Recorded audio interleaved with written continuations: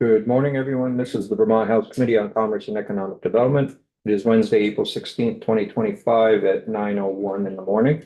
So we're beginning our day today to continue discussions on S-127, specifically the piece that is dealing with the TIF, or as it's known in 127, the CHIP. So first up, we have our State Auditor, Doug Hoffer, with us. Good morning, Doug. Thank you for joining us. Good morning. Thank you for having me. And first, let me apologize for my apparent casualness. It wasn't intentional. Leaving the house in Burlington, I wasn't thinking, and here I am. So forgive me. It works. It's a look, yeah. We've all been Impressive there. that you wear a tie. I got that together. Yeah. Thank you. Well, thank you all. It's nice to be here. I know I've been on the screen a number of times this year. And for the last couple of years, actually, since our office across the street got flooded, we've been out of there for quite some time. So it's nice to be back in the room. As you know, our office, at the request of the legislature some years ago, has been auditing the existing TIF towns for quite some time. And it's been an enormous amount of work. And the team that's worked on all of those TIF jobs has learned a lot about TIF. And I had my assistant send a summary, just a one-pager for those of you who are not familiar with TIF. It's an interesting summary. It's just a bulleted couple of pieces that might be of interest. There's a lot more behind that I can get for you if you want it. As for this project, this proposal, I should say, it is a radical departure from existing TIF, which is, as you know, intended to be a benefit to downtowns, bigger than one property. And it's an obligation by the town to construct the infrastructure that they believe is necessary or will lead to additional grand list growth and all the things that go with it. This is very different, and it's effectively a transfer of taxpayer money directly to a project developer. Although the developer can, if he or she chooses, go into debt and pay for this work themselves, but I doubt seriously that's going to happen very often, because the whole point here is that there's no risk for the developer on this long list of so-called improvements. And nobody can argue with the need for more housing. That's a given. But what's interesting about this proposal is that before it left the Senate, all mentions of affordable housing were removed. And I remember having been in commerce, or rather finance, that there were some discussions about how to define affordability. There always are. And then all of a sudden it just went away. So, and that is important for a couple of reasons. The first is that while it's not necessary for existing TIF, which is a much bigger undertaking, for this one, it's project specific, there is no means test. So there is a presumption that every developer that comes forward with a proposal needs taxpayer assistance. And that's what this is, because of the debt incurred by the municipality. And I find that odd. Especially because there's no requirement for affordable housing. So that means that if you're the developer, pick on you. I always pick on the guy right here. I don't know why. If you're the developer, you will be allowed, if you choose, if you think that's most profitable and works for your company, you can do nothing but build high-end housing. Now, I don't begrudge the people who can afford high-end housing, but if you're going to use taxpayer resources in one way or another, I think there should be some public benefit. And there are those who would say any new housing is good. Well, that may be, but if it's your money, go nuts, have a good time, do what you can do, make as much money as you can. I don't begrudge it. But in this case, there is a public element to it, and there is no obligation for affordable housing. So the means test leaves you free. If you can convince the select board and they can convince their voters, which shouldn't be that difficult in most cases, it hasn't been for the existing TIF program. No town has ever said no to a proposal for a TIF. Then you win. And there are no rules about what kind of housing that has to be. And I'll get back to that in a minute. So I'm not sure how a means test would work. It could relate to the financing, what they bring to the table, what evidence they show you, or as the municipality host, to lead you to believe that they do need your assistance one way or another. Now, there are some things that are pretty straightforward. If the property is some distance from the downtown, maybe you have to extend the road or water and wastewater and all that kind of stuff, and that's all fine.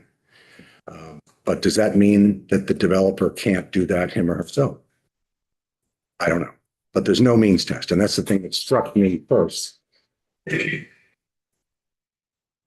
That jumped out at me.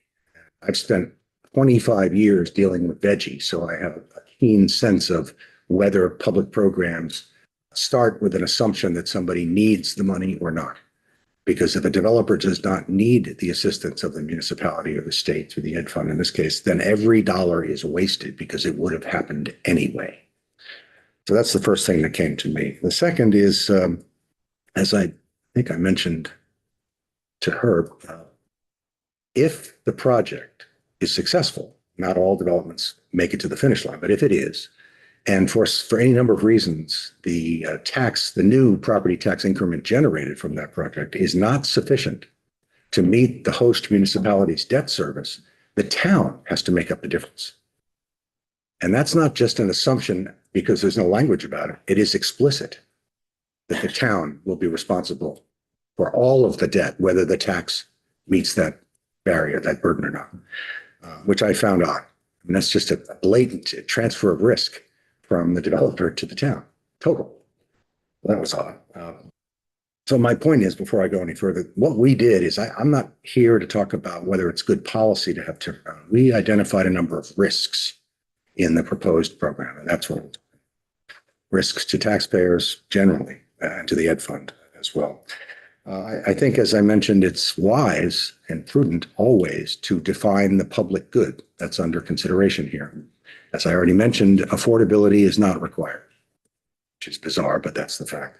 The other is I was pleased to see that in the purpose section, which is the only place where anything related to affordability is found, they also referred to the hoped for result that the housing constructed will be primary residences. And as I think you all know by now, we all know there's been a huge conversion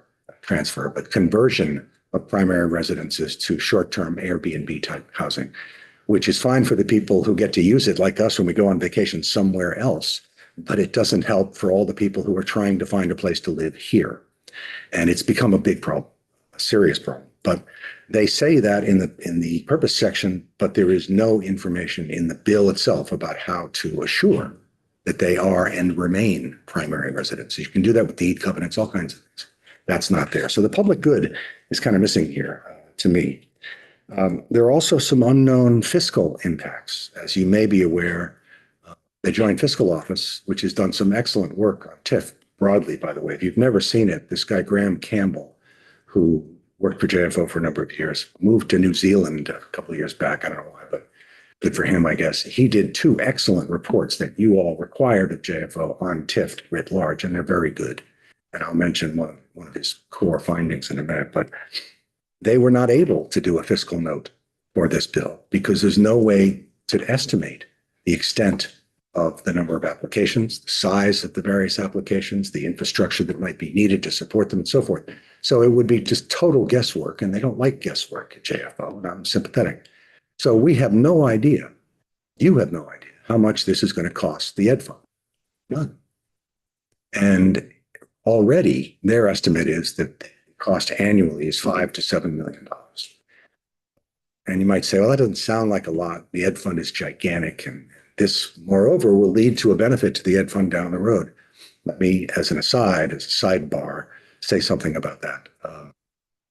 The assumption going into all existing TIF, it'll be a little bit different for this one because it's sometimes not developed land, is that the defined TIF district has had and will not have any legacy or organic growth, if not for the TIF.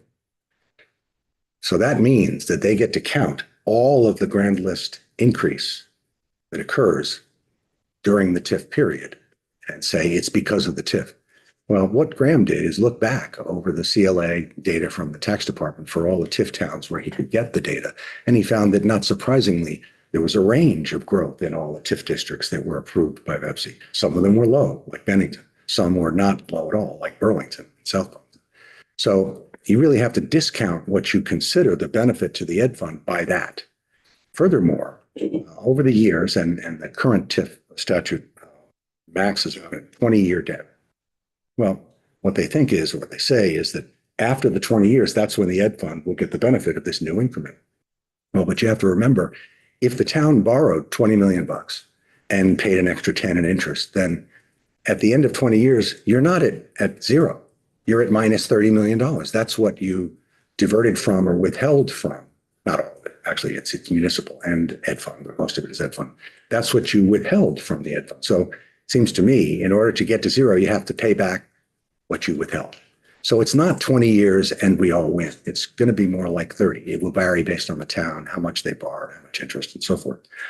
So these are just the kinds of assumptions that sometimes belie the truth about economic development programs, which are not discussed then. In this case, sadly, we do not have a fiscal note, and not because somebody didn't ask. I assume Catherine asked him to do this, Ted Barnett. He couldn't do it. The other is that this is going to increase the administrative burden on BEPSI, which administers TIP, as you know, and there's a cost to that, and that has not been estimated. Is it millions? No, but is it worth acknowledging that there's a cost? I think so. Also, something that occurred to me, it's kind of interesting. The parties have to produce a plan at the outset. The plan is going to describe the project, the town's responsibility, the developer's responsibility, and so forth. But nowhere in that plan is there anything about the town's responsibility for the infrastructure that's going to be provided. And as you know, there's no such thing as infrastructure that doesn't require maintenance.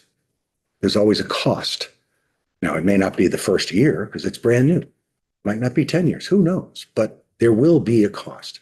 And at the end of the debt period, then they'll get to play with the municipal increment, which was all withheld. In this case, 100% of the municipal new increment will be withheld and can only be used to pay debt.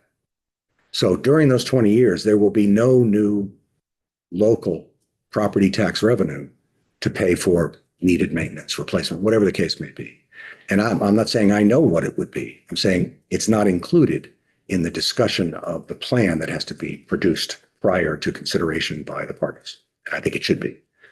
Because if something happens and the town needs some money, they have to go to their taxpayers. Well, the way these things work is the plan is the basis for the language used in the ballot and elsewhere to go to the voters and say, here's what we propose. Do you like the idea? Well, it does. If it doesn't include that, then it's not comprehensive. It doesn't get to all the boxes that need to be checked.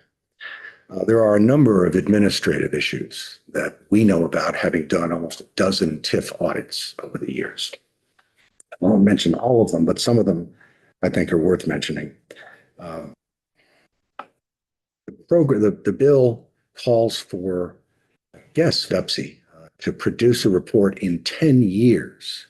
They have to do one annually about the nuts and bolts, but look back after 10 years as to, well, how well did we do?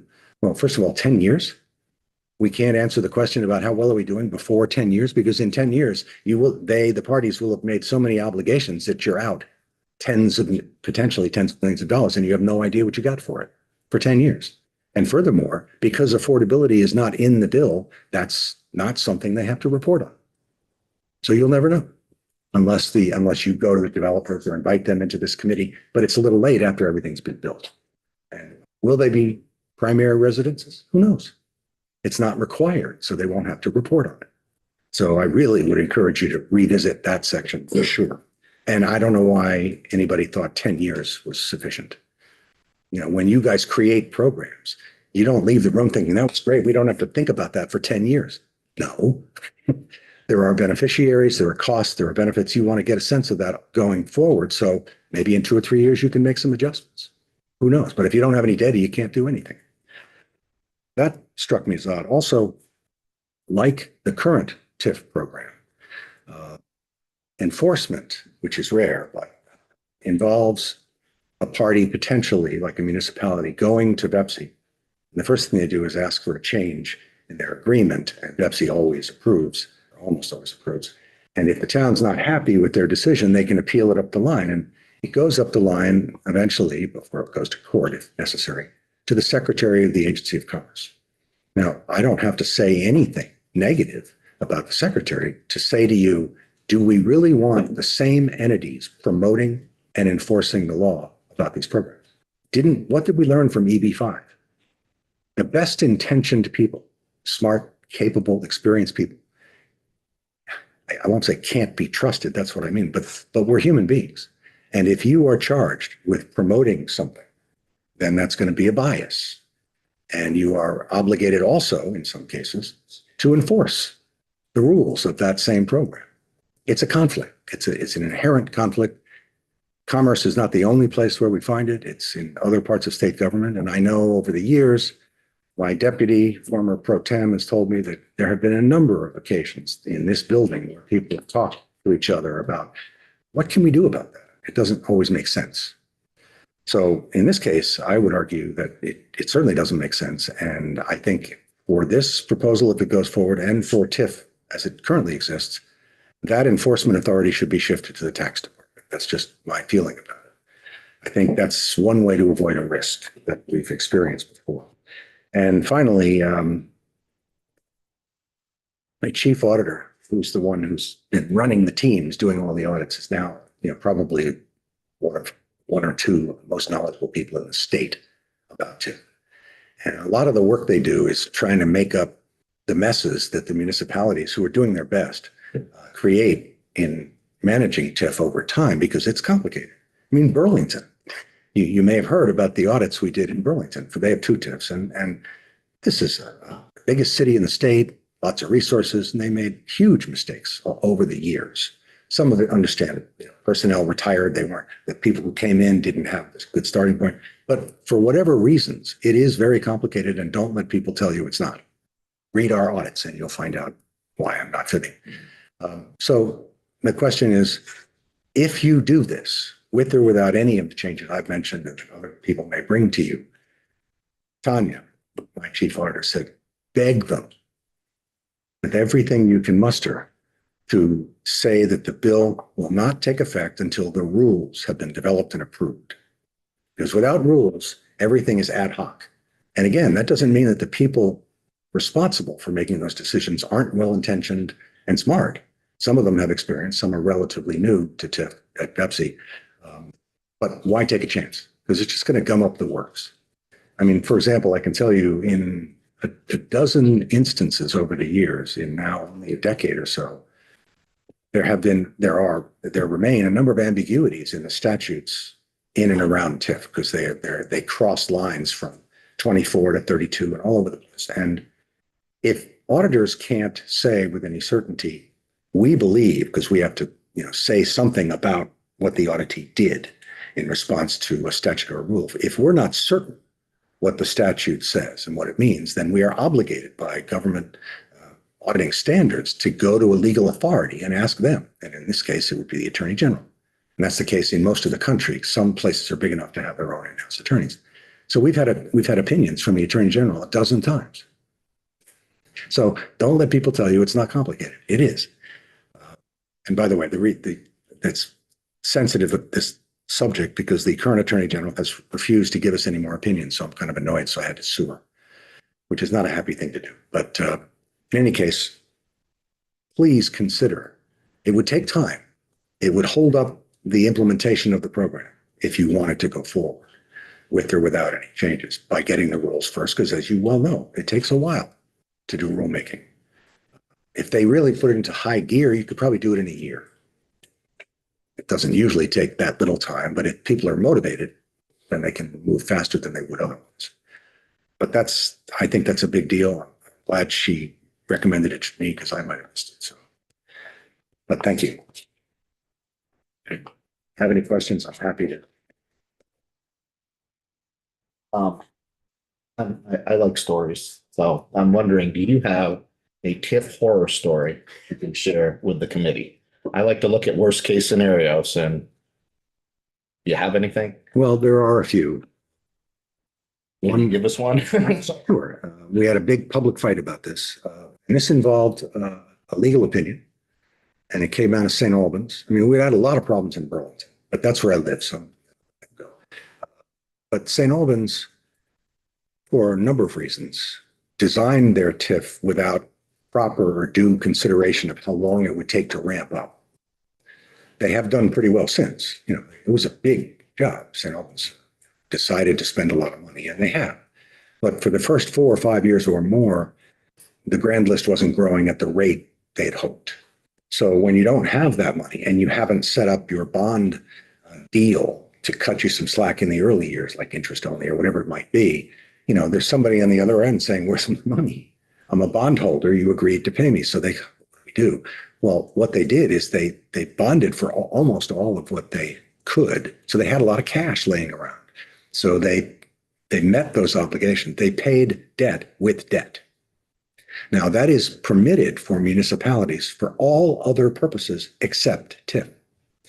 But they went to their own, he wasn't in-house. I think he's passed now, but he was a very prominent municipal attorney and pretty much told them, it says over here that municipalities can do that. So I think you can do it here. Well, we went to the AG's office and got an opinion that was very elegant and eloquent, and it was 3 pages long. And it said, who are you kidding? You can't. It says explicitly that you can do that, but not for TIF. So, but the town, their own attorney's opinion. And, we went to Bepsy and everybody, there were no huddles, but everybody effectively huddled.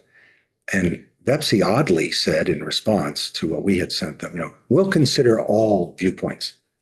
Is there a viewpoint that you think is more appropriate than the Attorney General? That made me crazy.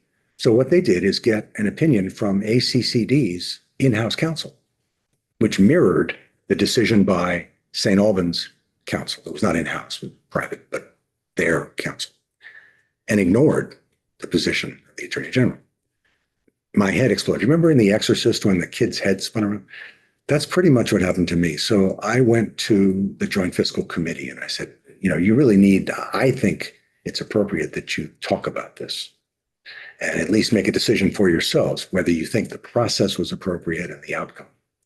And for reasons unclear to me, the Joint Fiscal Committee did say, hold on to everyone involved. We want to think about this, but they ended up, as you probably well know, including a 2-year permitted period during which TIF towns can now use debt for debt. We tried to explain to people why there were actual costs to that were not in the interests of the Ed Fund or the community, because I won't go through that. But that was one, and that's an issue that included, the town trying to do what they felt they had to do. They had no choice. They had to meet the demands of the bondholders. But the grand list wasn't growing as expected. What that meant was that the towns, not what it meant, but one option for them would have been to try to negotiate a bond deal that allowed them to ramp up their payments or borrow less at the outset and spend over time. So they get to where they're going, but you don't have to have all the money if you're not going to spend it all up front anyway. So there's some options that had nothing to do with using debt for debt. But Bepsy, I was not happy with Bepsy's position. I made that very public. I took a lot of heat from people in this building who represent the St. Albans district in both chambers, which I thought was inappropriate. People questioned the integrity of the work of my office, which really pissed me off. So it was not a happy time. Thank you. You're welcome. You mentioned that this might gum up the works with Bepsy, in terms of reputation. Just be more work, yeah. And I wanted to just observe that I think 5 out of the 12 meetings last year for the council were canceled because there wasn't business before the committee. So I don't know if I think there might be capacity for that work. If meetings are not happening because I didn't mean the council, I meant the staff. the staff, I see. Okay. And I feel like the council itself does a lot of reviewing of applications. Seems like they have an important role to play as, okay. Something that I wanted to ask about was, we might, how will we know what the impact will be on the education fund, or what will be taken from the education fund? I don't quite know. There's a lot of different ways. The verbs there matter. What will be the cost to the education fund? And I understand that JFO has a hard time modeling without, in this instance, with no but for or counterfactual partner.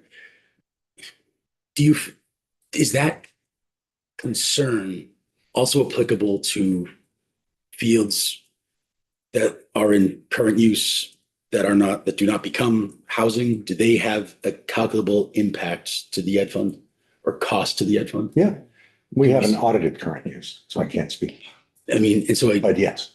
And I'm sort of thinking a little bit about the factual and the counterfact, or the counterfactual, and these you need to think about the factual of our declining school enrollments, the lack of children, 30,000 or so fewer children than we had years ago. And I'm wondering if we also have to bear in mind the cost to the ed fund of our status quo. And is that something that you're able to speak to outside, having not had the opportunity to perform an audit on that? You mean the status quo for the ed fund, qua ed fund, or housing? Like, I guess the impact of housing that we don't build, the housing stock that we have that's stagnant, being at about 1/10 of what we're being advised to have create. Yeah, that's a great question, but I will say that this is not the only way to create housing. Mhm. We know how to create housing. We've created a lot of it through existing housing infrastructure, some of which is the envy of the nation. You know, one of the things I think, The nation, yeah, like one, we're speaking to. one of the things that I think is most admirable about the tenure of a former governor wasn't her idea, but people convinced Madeline Kunin to create the Vermont Housing and Conservation Trust and create what is a very creative revenue source, which is the property transfer tax. For many people, it's the best time to encourage them to pay something because they can amortize it over 30 years. Anyway, that entity, as I'm sure you know, has created enormous amounts of housing through nonprofit developers who are obligated to do affordability. Has that been enough housing? We need more, for sure. I think the estimates of how much we need may be exaggerated because they came from self-interested parties, but Such as? like developers. And some of them are nonprofit. And anyway, the question about the system is, do you really believe, I don't mean you, but generally, does anyone really believe that without this TIF bill, no more housing would be built? I guess it's hard to say without the buck for, I suppose. Well, but I mean, we know how to do it. I mean, frankly, if you look at this one pager that I sent Anna Grace earlier, we've spent $70 million on interest for TIF. Now, you borrow money, you spend money. There's interest. There's no way around that. And municipalities generally get pretty good rates and terms. But there are other ways to accomplish many of those goals. If you want more water and wastewater and roadway improvements and so forth, in the old days, the state would create a revolving loan fund with very low interest and to assist the municipalities. And once the Reagan administration and subsequent cut back on direct federal aid to states and municipalities, we had to be creative. And that's when things like Veggie and TIF really took off. But we still have the ability to do that. Just say to towns, we're with you. We want you to improve your downtown for all the obvious reasons. So let's find a way to, get you the resources you need to do that and not burden you with all this debt and interest or the ed fund. And there is unquestionably a cost to the ed fund. If you withhold 75% of what the TIF district is supposed to send to them every year, then they get hurt. And somebody else has got to make that up because the demand for their money didn't go down. Emily. Thanks very much for your testimony. Appreciate it very, very much. I think one of the points that you've made in general is really good to emphasize that anything like this or any use, either direct appropriation or a tax, kind of appropriation or whatever, it should meet a real strong public good test. I think that's very important to keep in mind. So, how do you talk about that public good? What we've been told, and certainly resonates from what I see in my little town, is that we have a housing crisis, right? Maybe it's more acute in some areas than others. I know from my perspective, from some of these small little towns, they got nothing. They got nothing. And so if I'm wondering what you think of, and yes, maybe there's a lot of housing being created in other parts of the state. Some areas don't see it at all. And so I'm wondering what you think about the public good when you're talking about, an area of the state that really needs some help and doesn't see it coming anywhere else. Great question. However, we always need to be mindful of the geography. Does it make sense to build a lot of housing in areas where there aren't a lot of jobs? And furthermore, even though our population is aging, and I'm a good example of that, we need to be mindful of the needs of elder Vermonters whose housing needs are different than families. Where do they live? Where are they most likely to live? They need services. They need access to different things. So I wouldn't say it's sensible to just throw the doors open and say, whoever wants to get into this program, wherever you are, is good. I don't think that makes sense. I'm not sure that you're exactly saying this, but in terms of location, what I'm hearing is that housing shouldn't be built in rural areas. Didn't say that. That's, is that what you're saying? No, certainly not. Housing should be where it's needed. And if there's a demonstrable need, then it's built. No question about it. And I guess my perspective is that housing is needed in some of these rural towns. I don't doubt that. But what I'm saying is this bill, this program, does not differentiate between a town that may not even want that much new housing, which sometimes happens, which is unfortunate, sort of the not in my backyard stuff, and towns that desperately need it because that's where the jobs are being created. There isn't sufficient housing. I mean, I sometimes have to hire new auditors.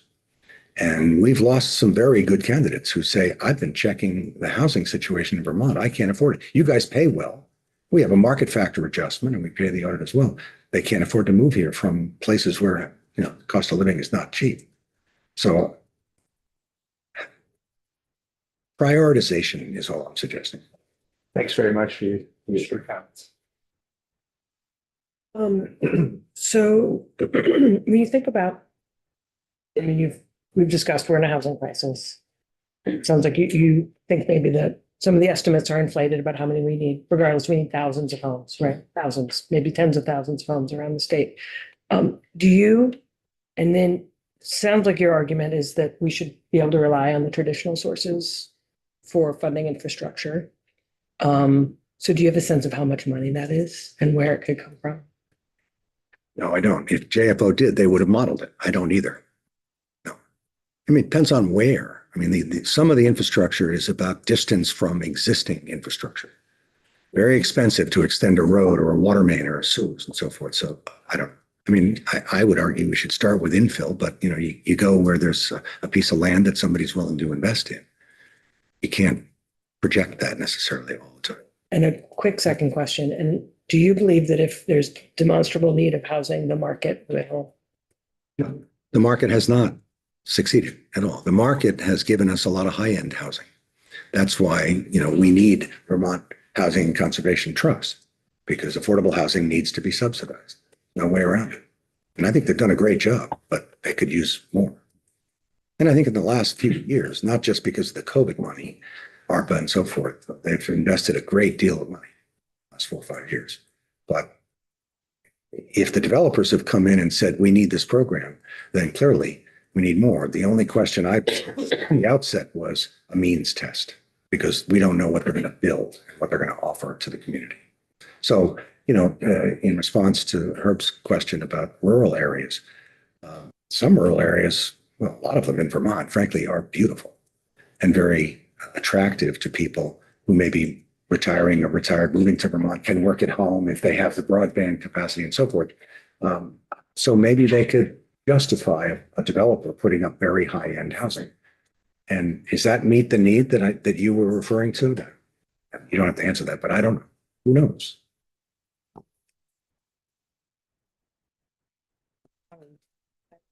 So Herb's conversation about rural districts. So all of my towns are rural.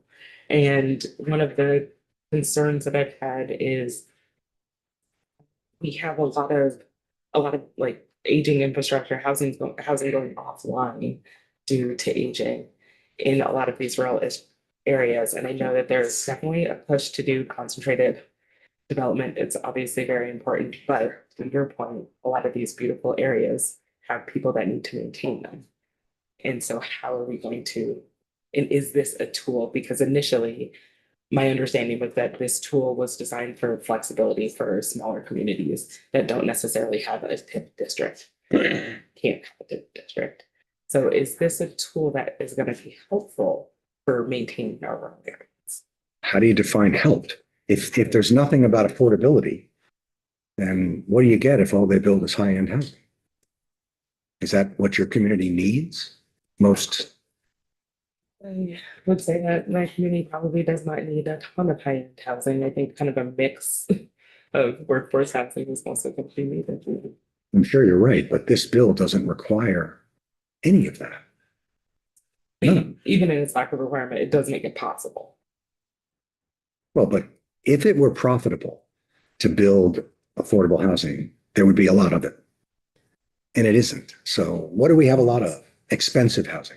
That's what developers gravitate to, Yeah, at least in Chittenden County and Central no, I mean, Vermont and so forth. that's good. That's- So if you don't give them any direction, or if you don't have any or use any leverage to encourage them to go where you want them to go, then they'll do what works for them so as what- profit-making entities. So do you have leverage points that you would put in this bill? Yeah, the Vermont Housing Concert. I mean, I would say you don't need this bill.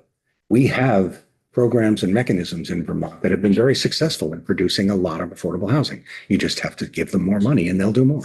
And that's what you're doing here. You're giving them more money. And you're just taking it from the ed fund instead of someplace else. Tell us how you really feel about TIF. Obviously, disagree with you. One regarding the upper ending of housing.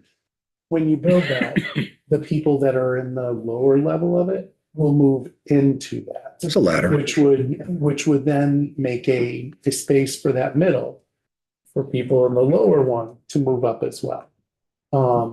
So that's what my retort to that would be. I know that there's serious comments about how it's robbing the ed fund, but if the revenue was not there, would we say it's robbing the ed fund? Are we robbing the ed fund when we don't allow companies or developers to build in areas that Act 250, like Montpelier, right? I think isn't there a project in Montpelier that they've tried to get off the ground multiple times? The old golf And- course. Yeah, and Garage. Hotel. Oh, sorry. I think Yeah. it's what he- Yeah. no, it's somewhere there's Yeah. they tried, right, but there's, oh, okay, well, maybe sorry. But if there's a state law that doesn't allow development, are we robbing the ed fund by not allowing it to happen?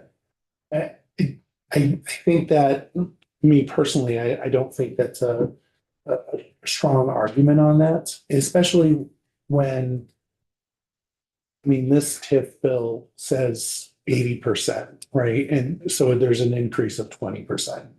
No, it doesn't say 80%. Doesn't say anything. You mean about how much they can withhold? I thought it was 80, 100. Yeah. Oh, Is that- for ed fund withholding. Yeah, yeah. Yeah. Yeah. Okay. And 100%, I would agree with you that maybe we need to revisit that 100% to deal with that infrastructure. Something I think probably is a good idea. Probably not what you're, excited about, but I appreciate that. Can I say something about your comment regarding robbing the ed fund? I think you guys have the unenviable task every day of balancing different needs. And the laws that you referred to, the Act 250 type laws, are supported by a lot of Vermonters and have been for half a century. Can you tweak that? Do we have the right balance? That's always what you guys have to do. The ed fund is one and a very important one, but so is the preservation of the state's beauty and sustainability naturally and all that stuff. So it's not robbing. If you acknowledge that taking one path will have an impact over here, you get to evaluate that impact and decide for yourselves on our behalf whether that's the right choice and whether that's the right balance. So I don't think of it as robbing, but I'm saying it is true that money is being withheld, lots of it from the ed fund, and this program will increase that amount. Which seems an odd choice at a time when there's so much focus on the ed fund. So I'll also say that this, based on what I see, for that comment about the the robbing, I still disagree with you on the robbing of it, but I can make the same argument going both ways. If it's, anyway, in this one, this is project specific. We're talking about, it's not like you pick a district and then, I can feel your, well, you haven't mentioned it, but like that background growth that doesn't, Yeah. doesn't get added. Right. It takes away that from this, right? So, if somebody finds a parcel of land that's ready to, be developed and they just need a little extra help, that would develop that and it would not see that decrease in the general area. You see, like, Yeah. And I also point out that there's fundamental good for municipalities to be able to use those funds. And I think of brownfields and, there's a lot of good that can be done with TIF. I'm glad you mentioned that because I've not had any direct involvement in analyzing brownfields, the policies or how it works. It has worked over time, but and we have plenty of them in Burlington and Very too. and they're used once they're, cleansed, as it were, they're then available for use. And that's a good thing. On the other hand, imagine in this case, if you're a developer and you go to the municipality and eventually to Pepsi and get permission to have the town borrow the money to clean and make that brownfield available for your project. That is an enormous cost and a huge benefit to you directly. Others will benefit, the people who live there and the tax rate and so forth. But I struggle with whether there ought to be more analysis for each of the brownfield situations. I'm sure they're very different everywhere in a bigger city and rural areas and so forth. But if the benefit is so obviously going to the owner of the property, who may or may not sell it down the road or whatever, then that's a transfer from taxpayers to you. And we might find through discussion and analysis that we all think that's a good thing, exactly the way it is, but we haven't had that conversation that I'm aware of. Well, I think it's inherent in that the TIF discussion about that. Right? I think we all are cognitive that, any changes or any, funds being put into the project, we know instinctively that that's government money, right? And that's the reason why we have the vote on it. And the municipality is saying, yeah, no, we're okay with this. And I think, As I said, that the plan in advance, I'm sorry to interrupt, does not include an analysis of anything except whether the project as proposed will generate sufficient new property tax increment to pay off the debt. It doesn't address any of these ancillary issues at all. There's no analysis of anything else, like brownfields. Right, but when you go into the voting booth and you are saying, I'm okay with the municipality bonding for that amount, you know that that's going towards a project that is going to benefit your community. There will be some benefit, but without the other analysis, you don't know whether the benefit outweighs the costs. That's the whole point of this type of analysis or a fiscal note from JFO. You have to dig in. And the answer may be what you intuit. Might be exactly what you think. It might not. We don't know that until the work is done. So when I go into the voting booth in Burlington and they ask me for my, vote on a TIF, I know they haven't done all the background work because they know themselves that there are some deeply flawed assumptions, but that's not part of the deal. So without that, then voters aren't fully informed. That's all I'm talking about. Whatever the outcome of the analysis is what it is. I'm a data guy. I don't like data gaps. That's where the hard, interesting stuff happens for people who are self-interested. Just agree to disagree. Oh yeah, that's fine. That's good. Yeah. I guess kind of bouncing off of that as well. This is sort of a question about tips in general. Are there vulnerabilities to TIF projects when it comes to just general unknown market forces? I'm thinking about things like COVID, like things, like markets turning, That's a great, wonky federal policy. that's a and very that good sort of question. thing. Absolutely. And how does that impact the payback and accrual? It's particularly important here because the debt is going to be incurred for only one property. Now, it might be a big property, it could be, dozens of homes or condos or whatever, but it might be smallish. Whereas the broader TIF is going to be more likely to overcome these admittedly mostly temporary barriers that you just mentioned. COVID, we got over it. Whatever you're referring to is systemic and those things come and go. But if the single project is seriously impeded, then the town still has to pay the bond. And there's just no money. Whereas in a TIF district, there are multiple opportunities for developers to do what they do. And there are some types of development that work against the curve of a recession or other things. So no, that's a really good question. And federal policy, would that be an issue for us, do you think? So, if this were to be used in a rural community, that would be just a much more heightened risk. Risk, yeah. If nothing else, we're talking about how else to get to the finish line. In a situation like this, you might say, well, a little debt for the smallish town. We're going to pick up 15 units of housing. Some of it's for seniors and so forth, whatever, all good stuff. Maybe the state could say, you know what, we're going to buy down your interest costs because interest is generally very expensive. That's one way the state could help. It doesn't change the primary focus, which is you borrow money, you provide some infrastructure, and a private sector developer does something. That remains. But the costs could be subsidized by the general fund and not the ed fund. No, that's fine. So I think you highlighted a couple of things that are going to be really important for us to think about. So I feel like I should start. TIF reporting. There's nothing in there that has anything, and I think it would not be that difficult for us to add to their annual report how this program is going and looking for different things. I think we talked about it earlier. The fact that there's a lot of language in the intentions that aren't followed through in the actual language of the bill. And so we can definitely do some of that. We've been focusing a lot on the cost to the municipality, but one of the things that this bill does is it does allow the developer to actually hold that debt, which would not be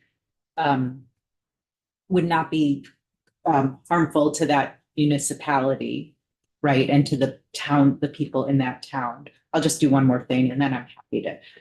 And the other piece is that this is about developing infrastructure. And we've seen that homes that are affordable or more affordable. I don't know that affordable homes are being built without support, can only be built where there is infrastructure in the state. And so if we don't set up multiple ways, hopefully, but at least one way to give towns the support that they need, the extra that they need to get that infrastructure developed, we're doing a disservice to Vermonters. And so I appreciate that you're highlighting the pros and cons, more cons than pros, but you're highlighting the things that we're not thinking about.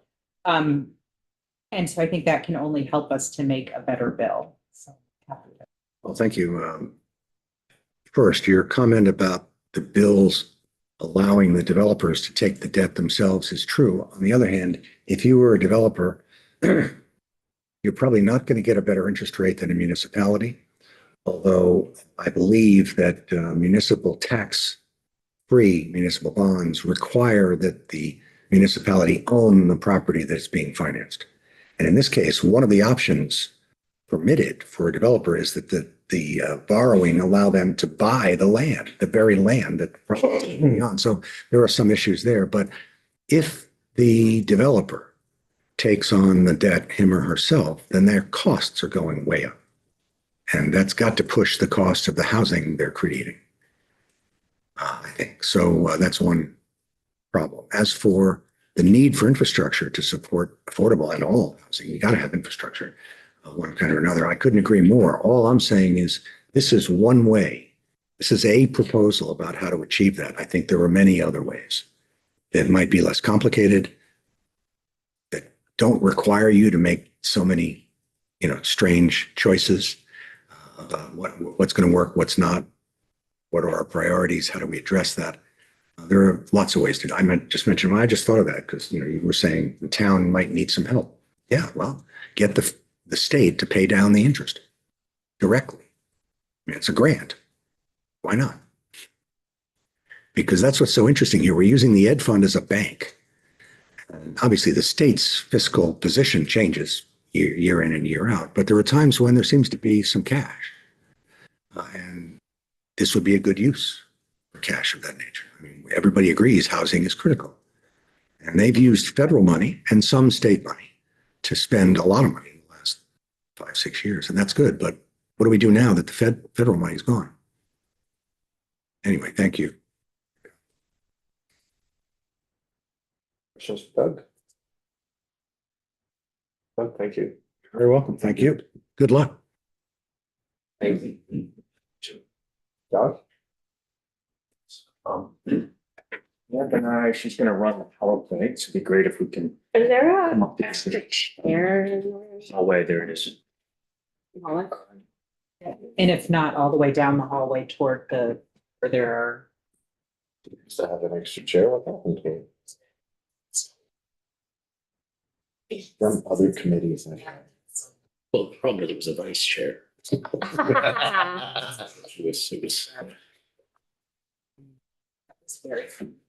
Yeah. Sunshine diplomacy.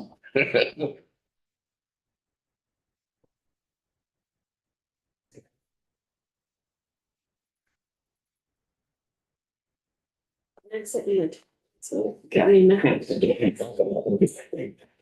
All right, I'll lean back. While we're getting set up, can introduce ourselves here. Josh Hanford, Director of Intergovernmental Relations with the Vermont League of Cities and Towns. And also sort of important to this conversation that involves so much about housing, former housing commissioner under 2 governors. And my name's Samantha Sheehan. I am the Municipal Policy and Advocacy Specialist for the Vermont League of Cities and Towns. Most immediately before that, I worked for the city of Burlington in former Mayor Murrow Weinberger's office. Although I'm not a Burlingtonian, I live in Hancock, Vermont. so real quick,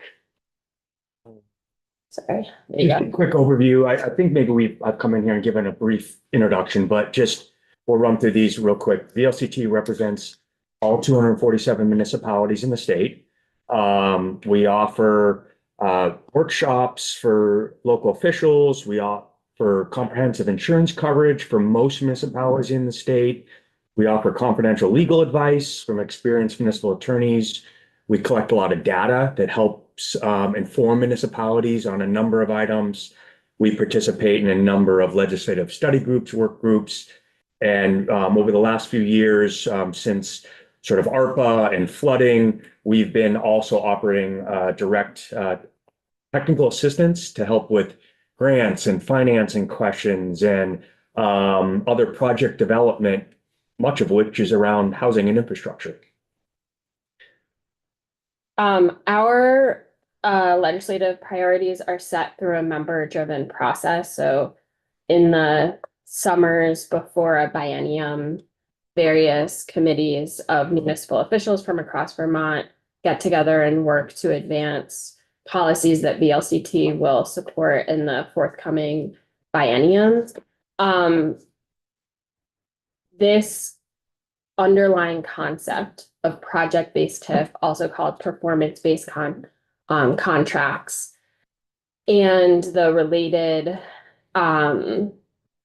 infrastructure revolving loan fund proposed in this bill, and the urgent need for public financing for infrastructure in municipalities were all top tier priorities for VLCT as endorsed unanimously by the membership going into this legislative session.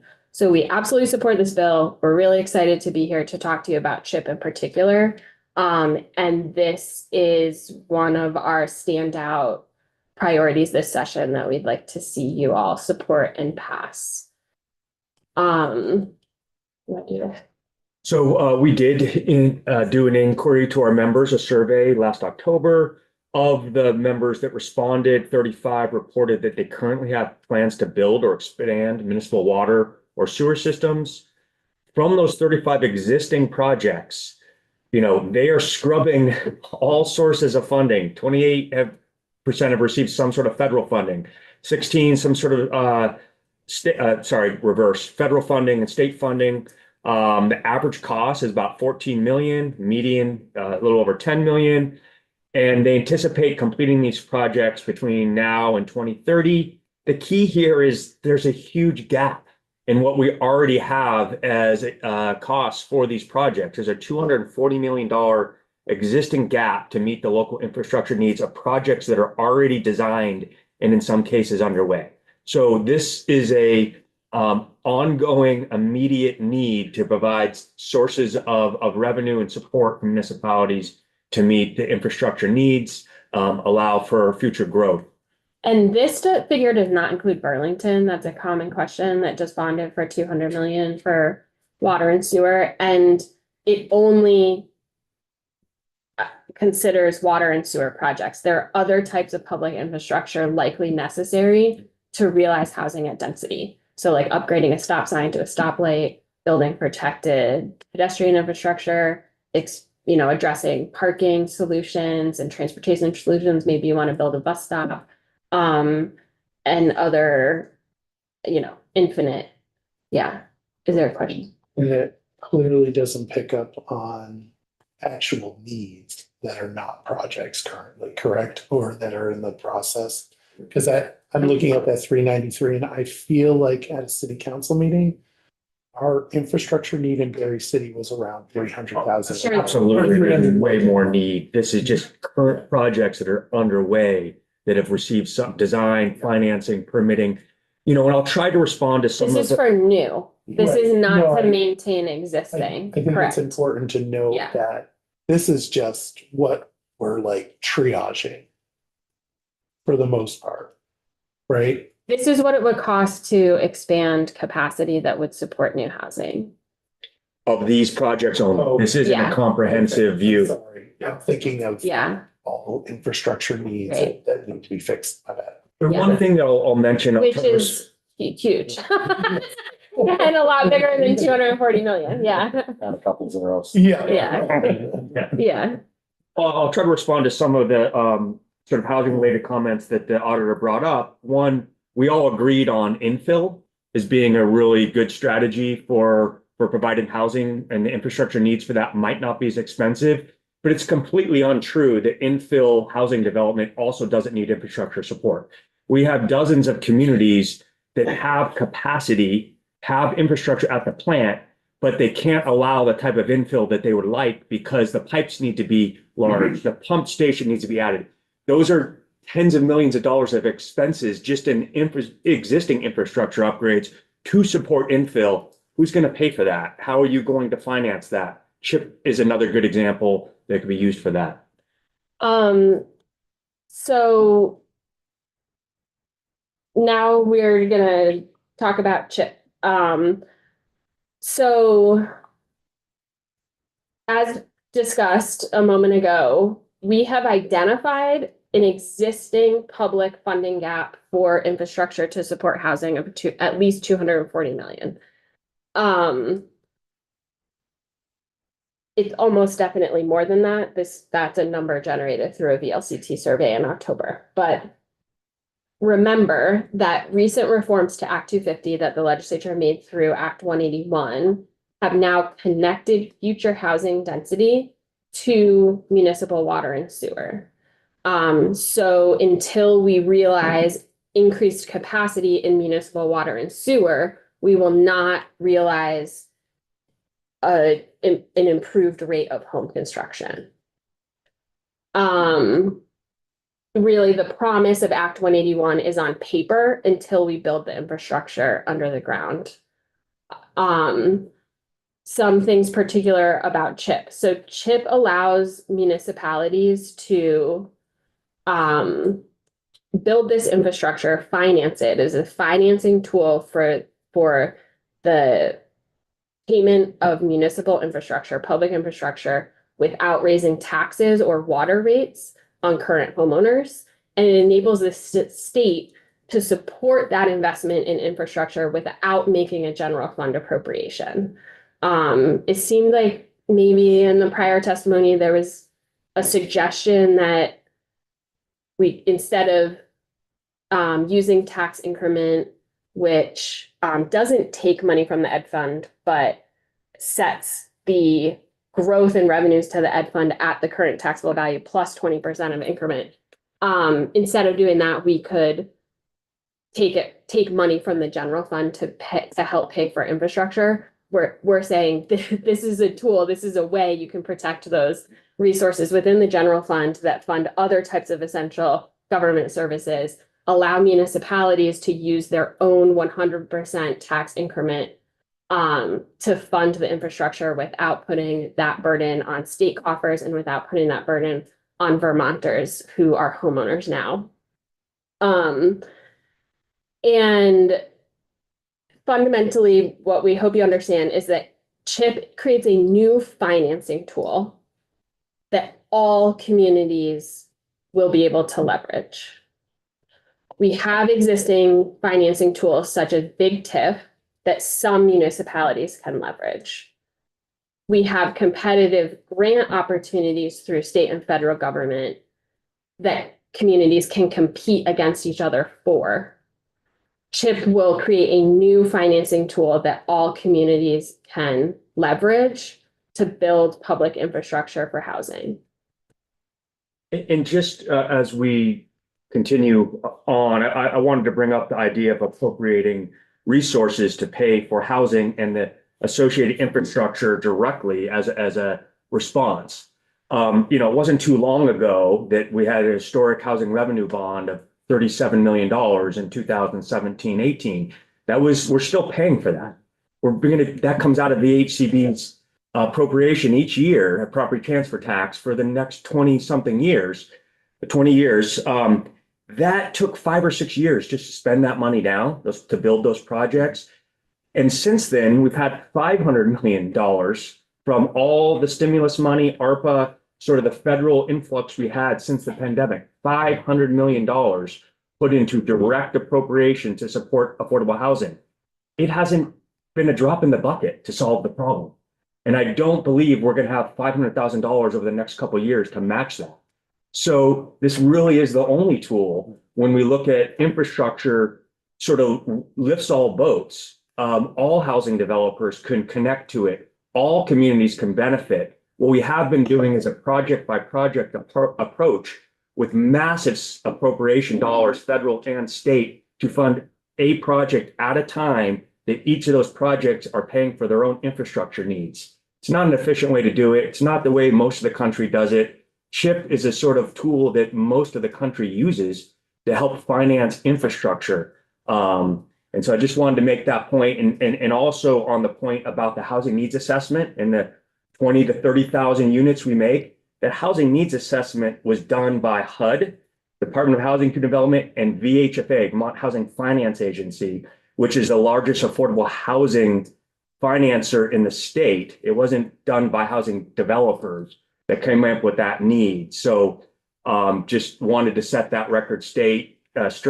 I've been involved in several rounds of housing needs assessment that HUD requires each state to do, so they understand what their affordable housing needs are and can properly plan for, address how to finance, how to make a dent in the needs out there. That's what those numbers come from, not high-end developers that are saying we'd like to see this many more units funded. In fact, if you were a developer, you may benefit from the scarcity of housing right now, being able to charge higher rents and sell higher prices of individual homes to help your bottom line. So I think it's quite the opposite of a fact that the auditor was presenting around the housing needs and the situation going on with these numbers of units needed across the state. And if I could help, Can I just, for a second, yeah, when you were talking about the $240 million that's needed, are you talking about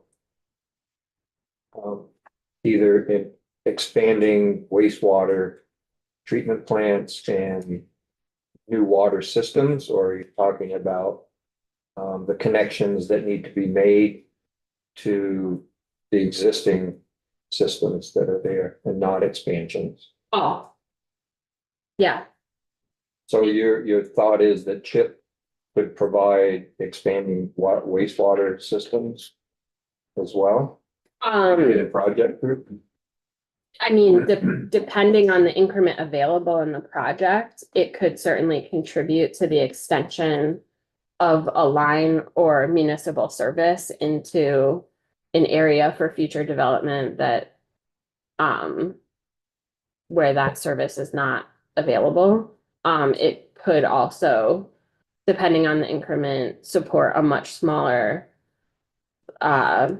level of need for that project if it's just connection or relining a smaller section of pipe. I mean, there's a range of necessity. Yeah, but And you it have an will, inventory of municipalities that would, in order to accomplish added housing and added growth, would need to expand their water, wastewater treatment facilities. I'm not talking about the hookups, I'm talking about the facility itself. the plant, Yes. that would be a question for DEC, who manages the municipal wastewater plant permits, I think. We don't have I don't think we have that comprehensive of an inventory. The 240 number was just supposed to show a snapshot of existing need just from a quick survey we put out. Matter of days, folks got back to us to show that there are 35 municipalities that right now have budget shortfalls where this program could help. And that CHIP could be used in a rural community that maybe doesn't need a wastewater plant. Maybe they have good soils that could put in a dispersed system to accommodate a 20-unit housing development, but they need an on-site system. There's lots of examples of how CHIP could be used to meet the existing needs or upgrades of infrastructure to support a housing project. virtually every type of development in every community requires some level of public investment in order to achieve connection.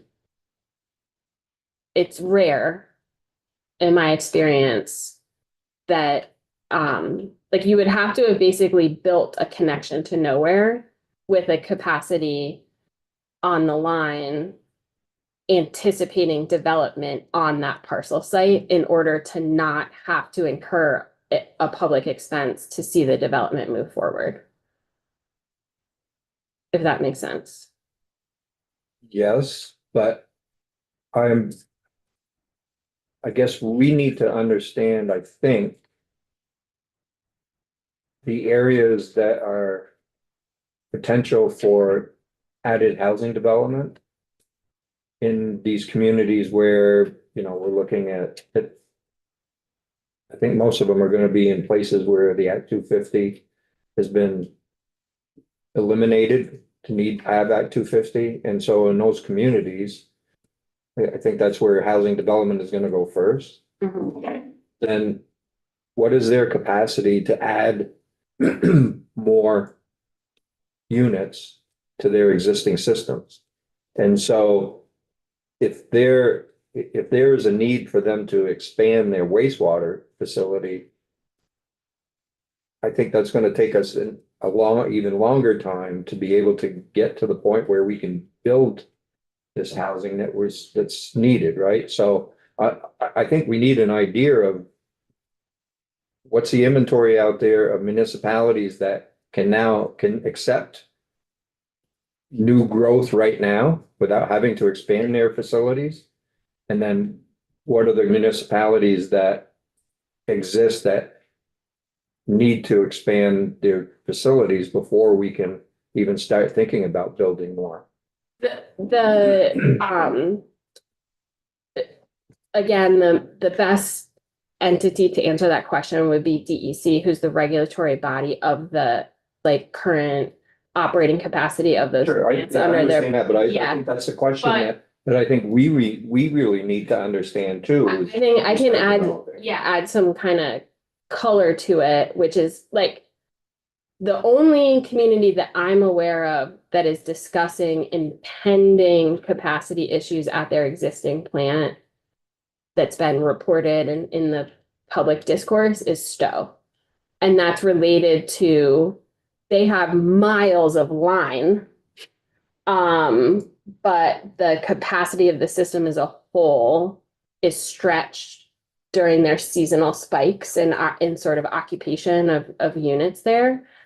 It is much more typical, what Josh said earlier, which is that the plants were overbuilt. The plants were overbuilt and permitted for growth that hasn't come. Or in fact, the housing and the demand for the water services has diminished in communities, while the plant has stayed the same size. The capacity issues are on the line. So they're at pump houses and they're on the line. The lines need to be made bigger. They need to handle a heavier flow, both going in and going out, in order to safely service a new development. Also, CHIP would not be an appropriate tool for a municipality to leverage for a plant. It would be a very effective tool, and we'll continue to articulate a very effective tool for building capacity in the immediate area of the development. You need to look no further than Montpelier. Montpelier has capacity for water and sewer, but it has a challenge with the flow, the pressure coming up the hill that they need to fix in order to extend that line and build new housing development. And so it's not a capacity issue of the plant, the water or the sewer plant. It's that the pressure requires them to replace a lot of the lines and add and fix that problem every time they're going to address a new housing development. And that's very expensive. Yeah. Um, So this is a slight, So, I'm sorry to Yeah. interrupt you again, but so that capacity, taking Montpelier, for example, that capacity issue, is that an issue in the area where the housing development needs to go? Or is that an issue for their infrastructure as a whole that needs to be done? It's both. I mean, the golf course, Mhm. the city bought they want to develop 240 units up there. They need to both extend the water, sewer, bring a new road, and deal with the pressurized concerns in that area. I'm not the public works director, have them come and talk about it. But CHIP is designed to address the infrastructure needs associated with the housing development that it's supporting.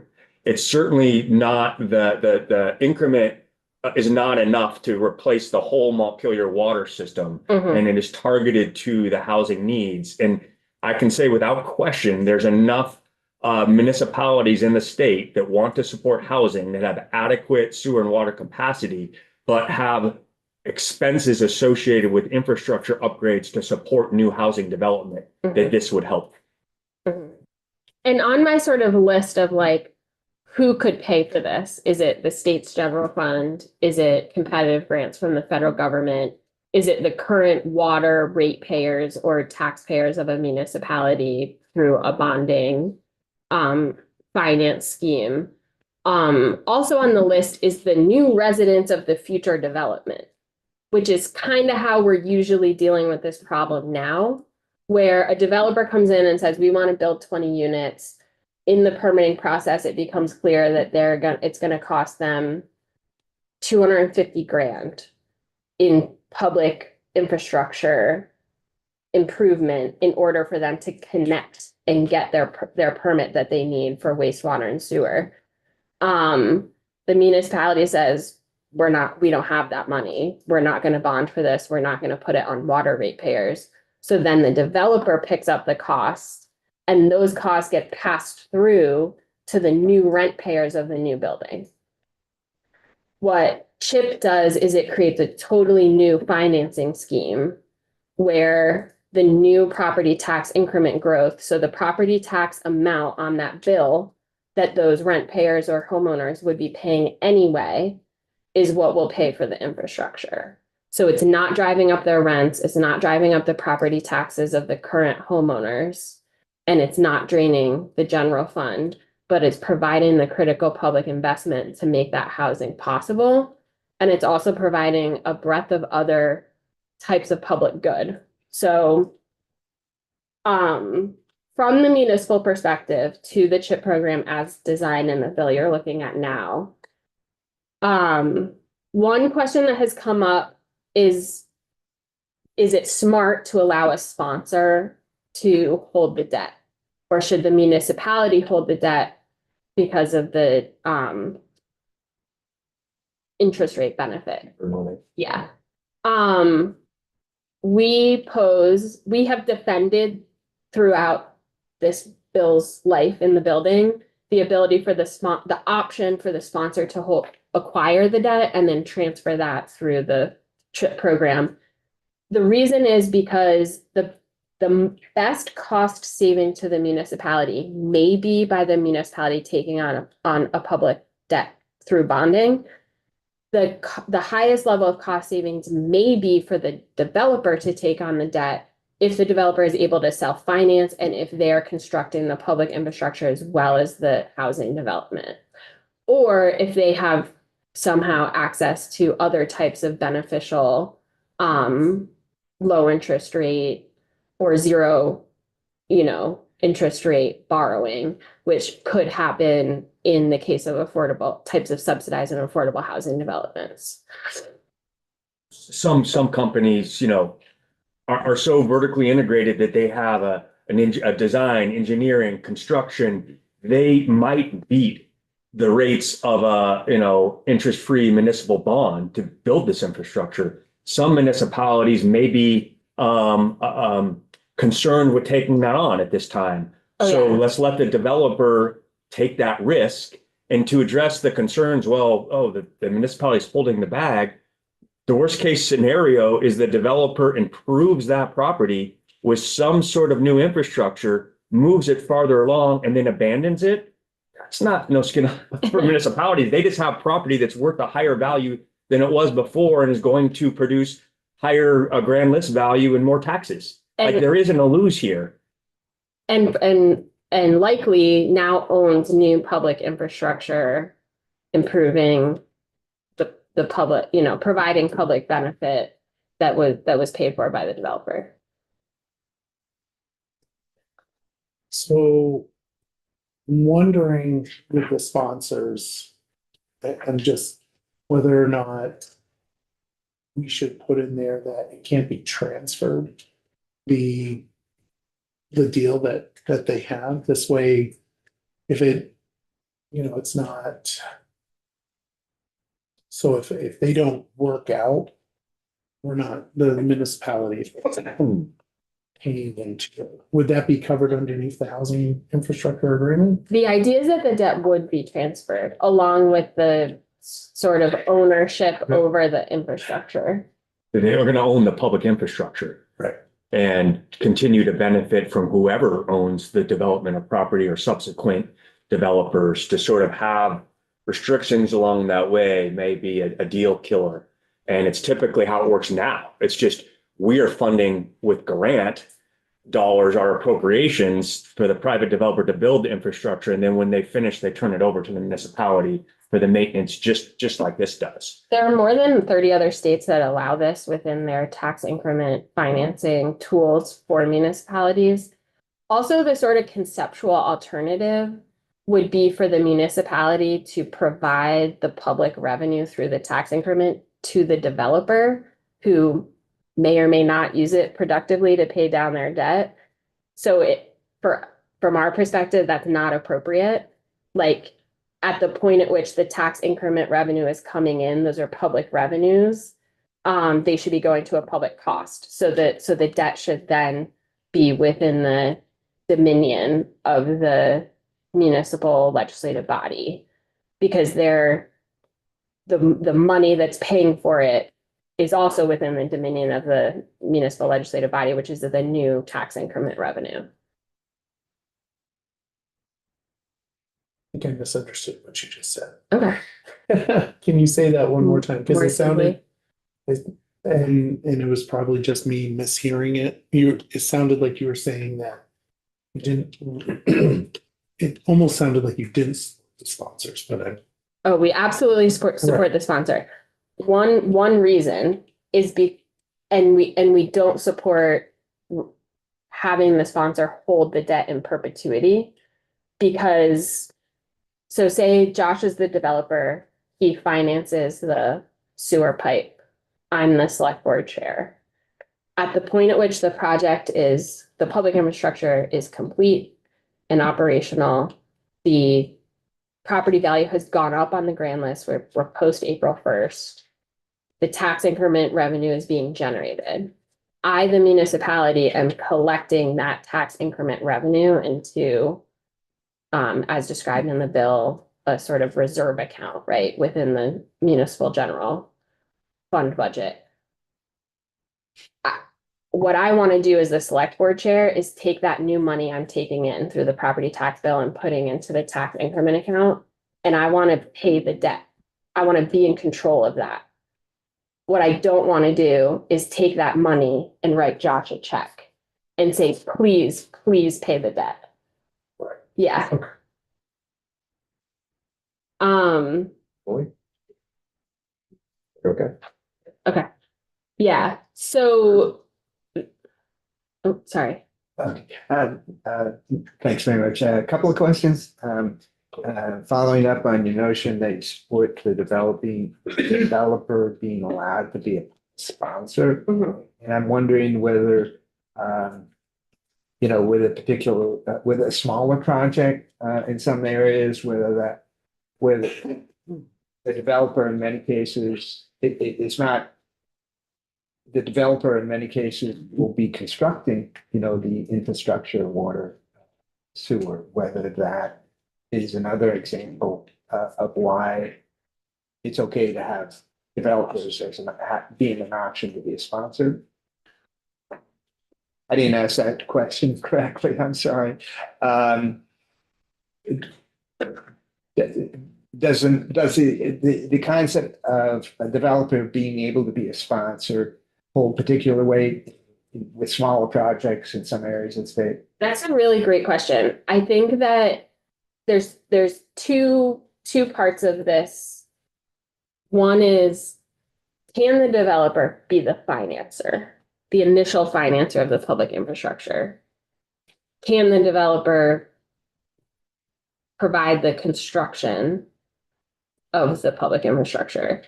I think in urban centers and Main Street rural towns, on the ability to self-finance, you may have a really large, ambitious project that has a very expensive public infrastructure cost, but presumably that's a big developer with access to a lot of money through traditional financing, or they may be well capitalized from like a prior project. On the Main Street example, the cost of the public infrastructure may be very small, like $200,000. And so even in a 5-unit project, it's possible, if not likely, that the developer of that project could initially self-finance during the period of construction. So I think it's both. I think both big communities and really big projects could make sense for them to travel this road, and same with small projects and small communities. I think on the question of like, is the developer likely to be the one constructing the public infrastructure? That just totally depends on what it is.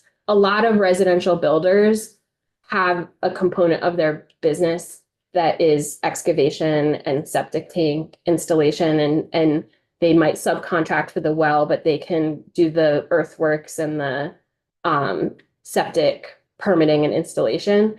Not a lot of small residential builders like build sidewalks to spec, like, you know, so like I think it like they're maybe less likely to like put up a row of parking meters, right? Like, so I think it depends on the type of infrastructure being built, but it's totally possible, if not likely, that small and mid-sized developers building new housing in rural Vermont will go this route, and that they'll help the municipality leverage a cost saving by doing that is maybe more important to us. They just follow up to clarify. So I get it that, you know, developer on a Main Street project, I think like you said, could be able to do that smaller scale. I'm thinking of I'm also thinking of, you know, smaller project, a housing project, maybe outside, you know, the village itself. So you'd have a community, it wouldn't necessarily be a municipal wastewater or whatever. It could be a community for that development, 6 to 8, you know, whatever, and supply that infrastructure. I'm assuming, maybe there's a question. I'm assuming from reading this that those types of infrastructure would be available under this I bill. think that's on the next slide. We discussed that. And just to anticipate another question. Yeah. You know, if the developer is building the municipal infrastructure, that happens all the time. And they'll build it to the specs of a municipality in this agreement, development agreement, to meet the engineering standards of the community for the road, to sidewalks, whatever it is. That happens currently in development. So we feel that a development agreement addresses any concerns around that. Do you want me to should I do rural communities and come back to but for, Mr. Chair? Or should we move to but for and then circle around to rural? Yeah, just get going. Okay, Keep going, yeah. okay. The flood resiliency, you know, is important here. You know, you heard about brownfields. These are all eligible uses for these funds. That infrastructure in general is a public good. I mean, that's the definition of it. When we built infrastructure in the past for neighborhoods, we didn't decide, you know, this income level goes here and this like people took advantage of that public infrastructure. And that's the way this program works. I wanted to address, before we go too far, about affordability, a component that is in the purpose and the report that VEPC is going to provide.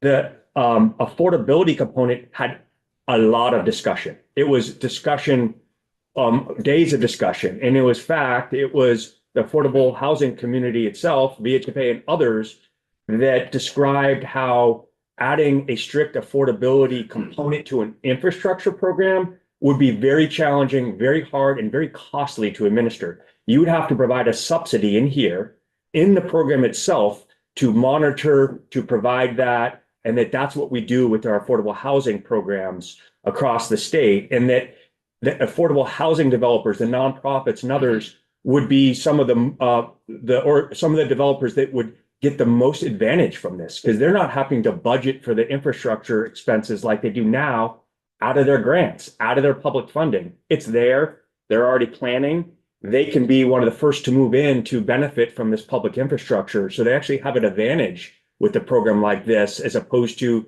using those limited dollars to pay for the municipality's infrastructure. They get to take advantage of this, and that will support their developments, their costs, what they need to sort of plan for the next development in a much more substantial way than I think the auditor appreciated. And that was, you could look on record, the affordable housing groups are the ones that provided this testimony with a very clear, compelling ask to not put restrictions that could be a deal killer.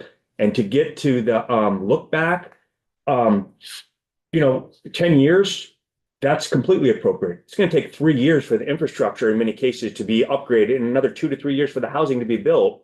They started with the 5-year window and quickly realized if they wanted to review the success of any projects and monitor it, they better put it out, because this program won't see, unfortunately, the sort of development we want year one, year two. It's going to take a few years, and to have a few projects to analyze what actually was built, what were the cost points, what were these, it needed to be pushed out to that time frame. So that's where that came from. If you move post haste and the bill passes as written now, there's a narrow possibility that a well-organized, well-resourced town could start construction on public infrastructure under this program in the summer of 2028.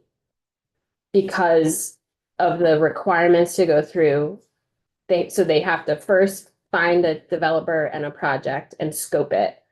They have to reach a development agreement.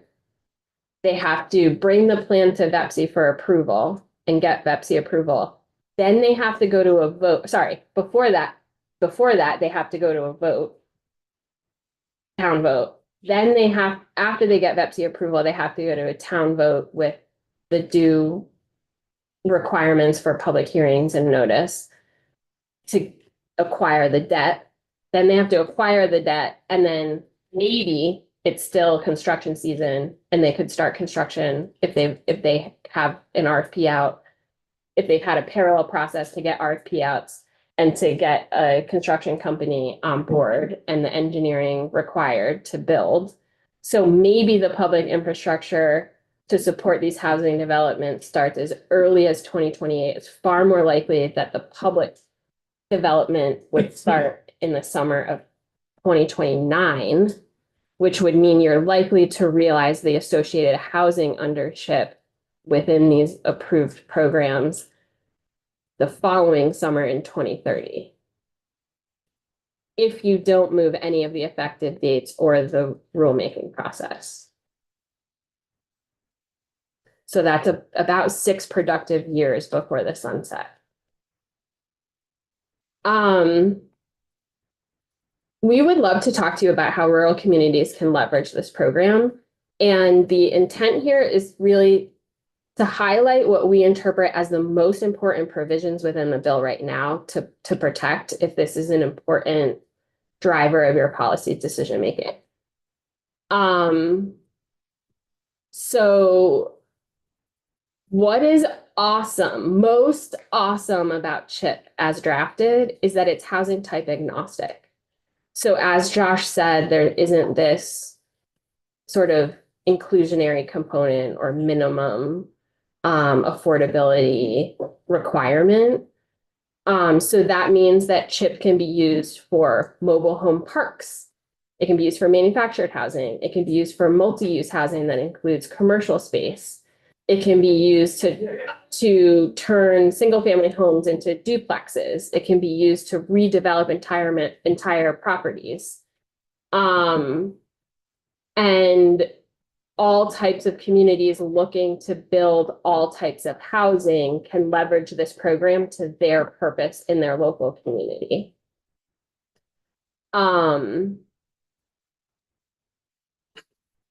It is important, we supported the sort of addition of the eligible public improvements to include flood remediation and mitigation.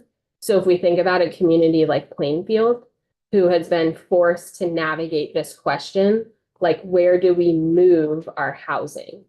They had a tremendous loss to their grand list and to their community in the 2024 floods, and now they're planning for the future and for their future grand list growth. But they may not want to be rebuilding where houses once stood. So this flood remediation eligibility would be really important for a community like Plainfield to take on the public cost of sort of flood retreat. And that's really important to us and to many rural towns. This element of the proposal comes from the HIT Let's Build Homes version that you all heard about some months ago, and is really critical for rural communities, which is that within the eligible locations are Tier 1A, Tier 1B, and Tier 2, and existing settlement as defined in statute. And to paraphrase, an existing settlement is a walkable place with public accommodation, and a density of housing that is higher than other parts of the town.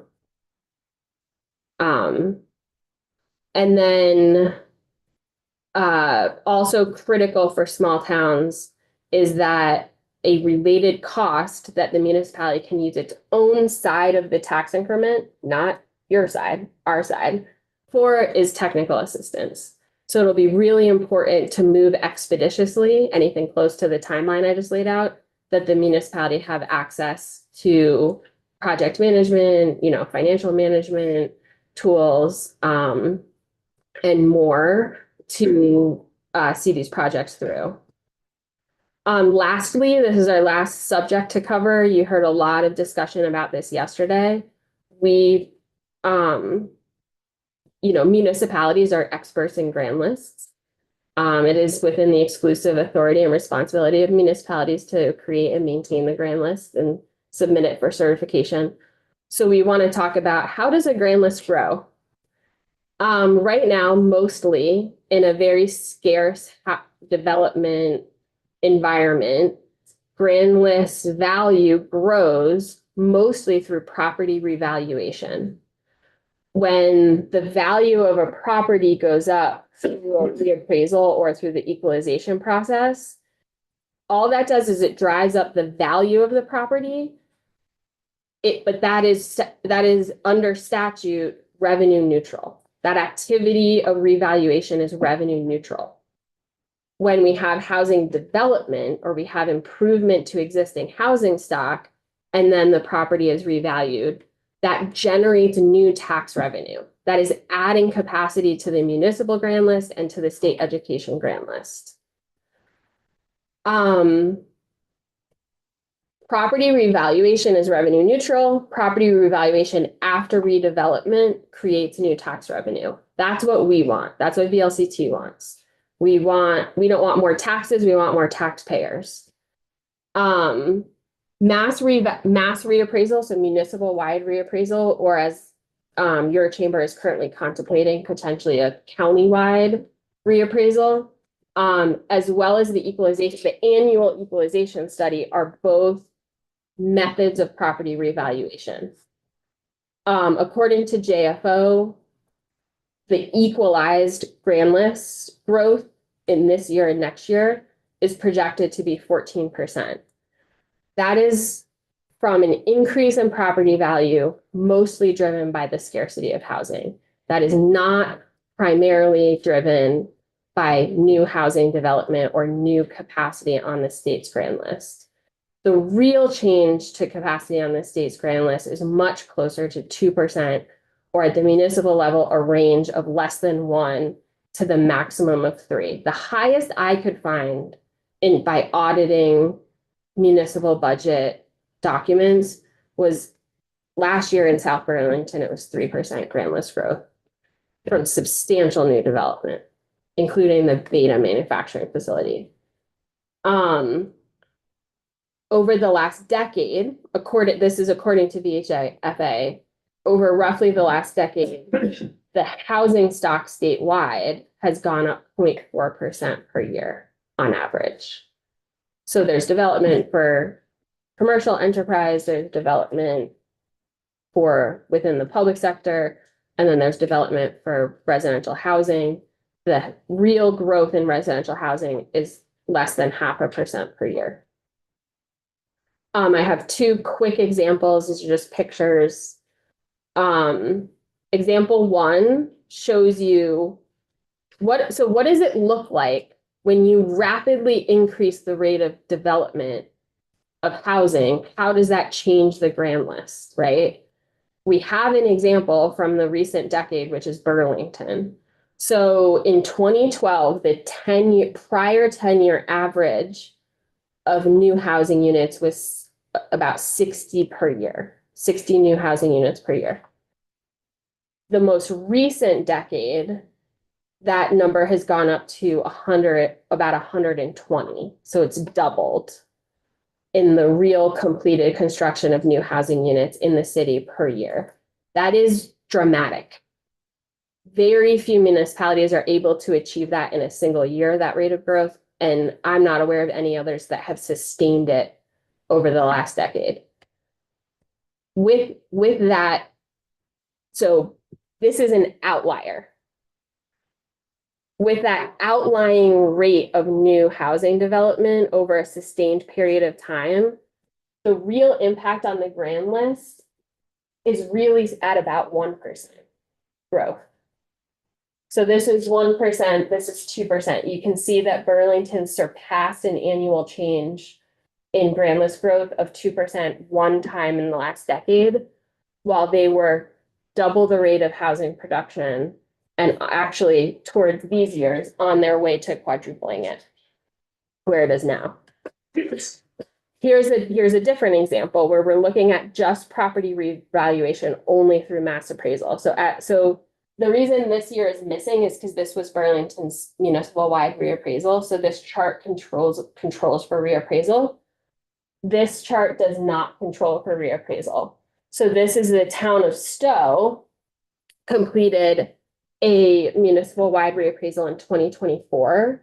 The grand list more than doubled from 2 billion to 5.5 billion just from reappraisal, because that's driven by the market value of each home, not by improvements to each property. Despite that, and despite that was, you all remember 2024, a really difficult budget year for most communities, really difficult budget year for you with the ed fund and the yield. So despite a sharp increase in the education tax in Stowe, because they're required to have reappraisal be revenue neutral, the tax rate fell from 2.43 to 1.33. So this is not like, this is in billions and this isn't full percents. So imagine this is a really, really big graph and this is a really small one. But so this shows you how over 5 years, the grand list more or less stayed the same. It went up a little bit, it went down a little bit, and then it skyrockets with reappraisal and doubles. And then the property tax stays, follows the same pattern roughly. And then after the reappraisal, the property tax rate drops. So the point is, when we revalue homes through the equalization study, the state doesn't make more money and the municipality doesn't make more money. Whereas New development. new makes more development money. makes more money. And the point also we want to address is the comment that the ed fund is the piggy bank for infrastructure. That by the auditor's own account was $7-8 million a year. Well, if that's true, current use, the ed fund is the piggy bank of current use.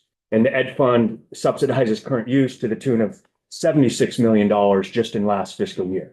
So I would argue that if we're subsidizing trees out of the ed fund, we at least should subsidize homes for children out of the ed fund, if you take that as a true case, which I think we would disagree with, that the current value of this land that will be redeveloped into higher valued land is already higher valued and it's already paying more into the ed fund and the municipal fund than any of these other subsidies that we use the ed fund to subsidize.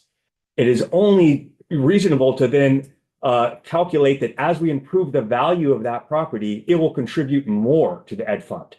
And so that's our sort of final push on this, is that this is the only choice we're talking about of how to grow grand list values, grow resources to the ed fund, grow families that are going to be in our schools. And if without sort of tackling this head on, I don't think we're going to be even having the same discussions about choices of how to support the housing we need and filling our schools in years to come. We're behind the 8 ball on this. I forget whose testimony it was if you wanted a tree for shade, you should have planted it 20 years ago, but you better plant it now. That's sort of where we're at with the growth we need to support our education fund, our municipal property taxes, which pay all the bills in the municipality and make homes for our kids so they can fill the schools? To reconnect to that, housing is for the public good, not just in the town where the housing happens. I live in Hancock, we're a tuition only district. Josh lives in Randolph. We tuition kids to Randolph. It is less likely that Hancock will be able to leverage CHIP, maybe for one project. We're doing a feasibility study on town land right now that CHIP could be really helpful for. It's much more likely that Rochester and Randolph will use CHIP and use it over and over and over again to realize development with urgency. That has a immediate public benefit for the people of Hancock because it lowers it alleviates the drivers of our education tax that drives property tax, and it makes sure those schools stay open so that we can keep sending our kids there. It is really good for us if Rochester and Randolph become more vibrant, full communities that can support more of the services that people in our very small, very rural neighboring community also rely on. We need the Rochester Healthcare Clinic to stay open. We need the grocery store in Rochester to stay open. Right?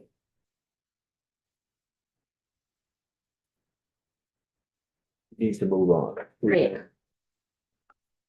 Thank you for giving us so much time. Bank and he has some hard stop at 11:30. If we have more discussions, more questions, we'll certainly invite you back in as well. Thank you. Thank you so much. Great, thank you. Oh, hi there. One more.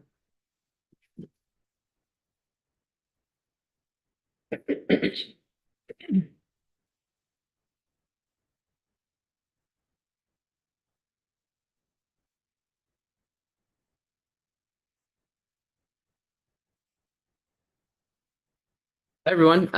Michael Gahn, Executive Director of the Vermont Bond Bank, for the record. Nice to see you all. So I was asked to talk about S-127. I have sort of three topics to discuss. I think generally, our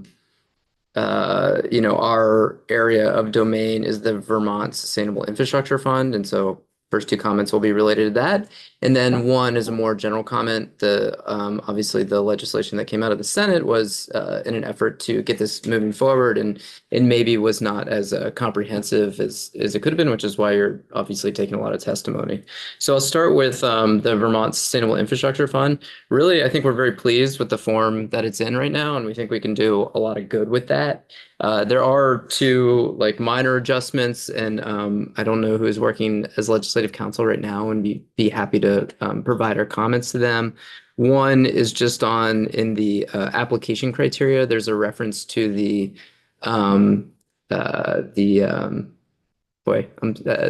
vulnerability index or the capacity index. I'm forgetting the exact name of it, but we would just want to identify a successor methodology in the event that's no longer published. Because that's entirely a possibility that really developed out of the ARPA needs and that kind of thing. So that's in section 3, subsection F. And then the final thing would be that in the very last paragraph on the legislation pertaining to the fund is that one of the ways in which we would like to employ this to make the dollars go further is by essentially doing interfund loans to our various other programs so that we can bring down interest rate costs for another program we might be running. And I think the language looks really good right now. We would just want to make that explicit, obviously, or to tell you, it always would be our intent to repay the money back to that fund.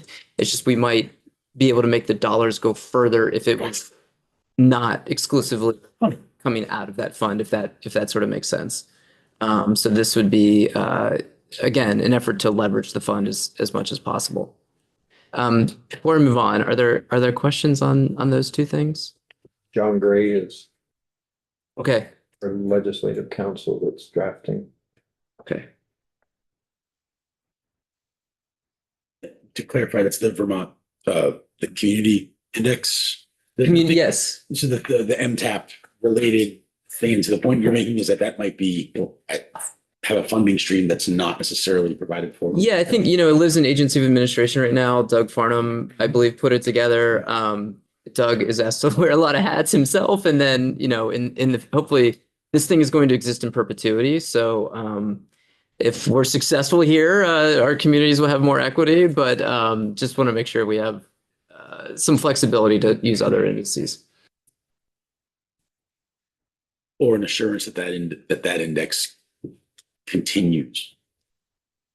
I think having flexibility around it would be good because needs do change over time. And, it might be important to look at some other metrics that aren't necessarily included in that index. Certainly for the time being, we'd focus on that. Questions on this? Okay. So the other topic is a little bit more, it's not contained in the existing legislation, but it's, I think, something that's important to us. And before I even describe what it is, I want to recognize that this is not a substitute for anything that's been discussed to date, in particular the CHIP program. It's really a complement to our existing public finance framework, but we think it has some really important use applications to the issues municipalities are facing. And that is to piggyback on existing authority under statute for municipalities to levy special assessments on properties that sort of raise their hand for this to be done, and use those special assessments from those properties as a source of revenue to repay debt. Municipal debt exclusively secured by the special assessments on those properties. Because it's exclusively secured by the assessments on those properties, I think there's a very good argument to have this what we call a revenue bond approved at the governing body level, not all voters, as is the case right now for any municipal debt. And what we think this would do is allow more flexibility for those communities that have a small match piece to an otherwise very significant piece of grant assistance. There's, with the village wastewater systems, there's a number of examples where there was in the hundreds of thousands of dollars of debt that is then going to leverage in the millions of tens of millions of dollars of debt. And can help accelerate those projects. Those projects also they are all about setting the preconditions for development. They do not have a specific development that's identified that would lend itself to the CHIP proposal. And so in these instances, I think having this tool, which again is just another tool in the toolbox, it's not a substitute for anything. It's not a substitute for new sources of revenue to pay infrastructure.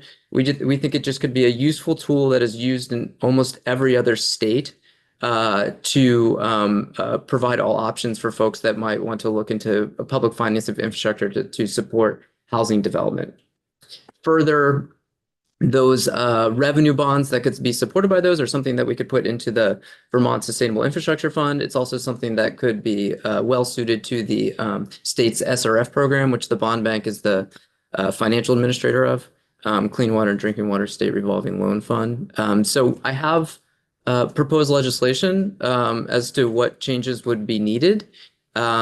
We would like one guardrail on that, which would be to, like other proposals, run it through VEPC, and then they can consult, potentially with the bond bank. We're a lender, so it would be an odd fit for us to approve it. We don't want this to be, necessarily widespread, but we think it has some really important use cases. So would ask, for your support on that, and we could provide legislation and come back in to testify on it more. But I want to introduce the concept today. So those are really the two areas of discussion that were important for us.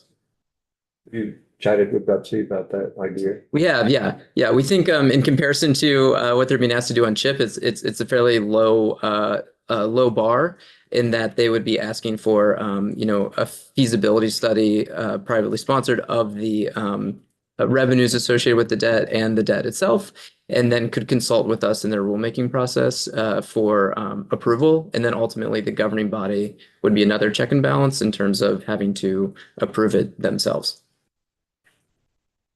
Just for clarification, what we're asking for is an assessment district that would be responsible for paying the money back, not the entire municipality. That's correct, yeah. And that can be done already. That concept exists under current statute. It's just that in order to secure debt against that, you've got to go to everyone, and it has to be a general obligation of the entire community versus those properties that will benefit from the infrastructure themselves. So you're asking everyone to sort of be on the hook for improvements that will just benefit a few. And so we're saying, okay, let's narrow the folks that are on the hook for it to those that are benefiting. And as a result of that, the trade-off will be that we'll have it be approved at the governing body level and hopefully accelerate the timeline if this results in some public infrastructure improvements.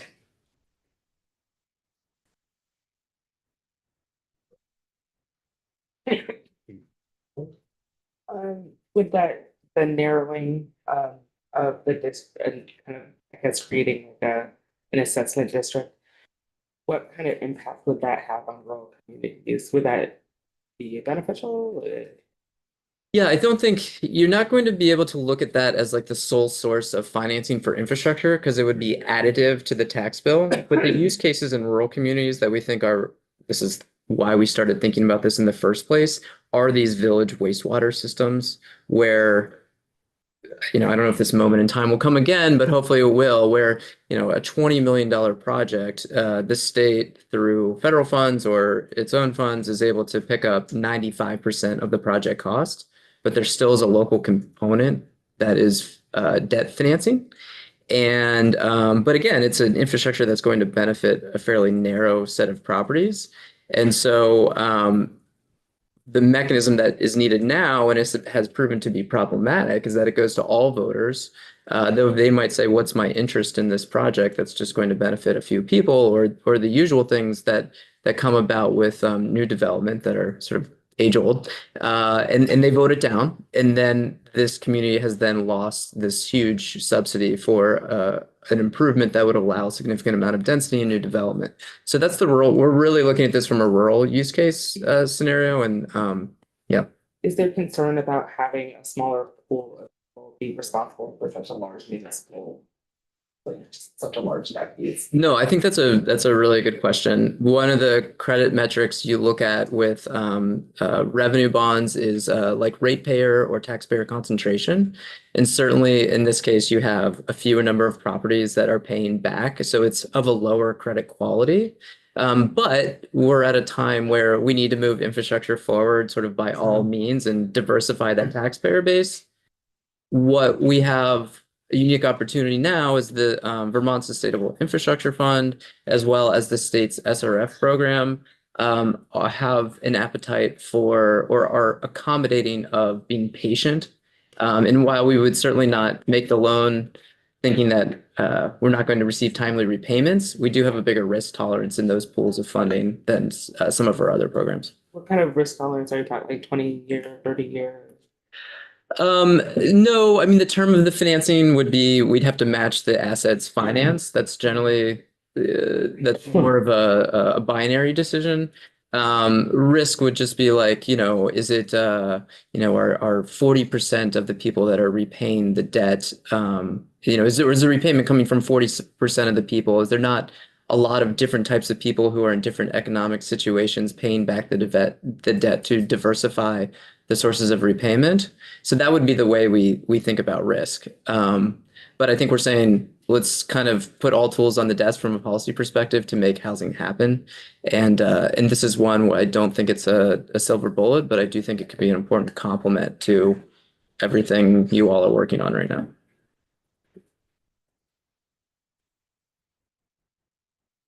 Questions for Michael?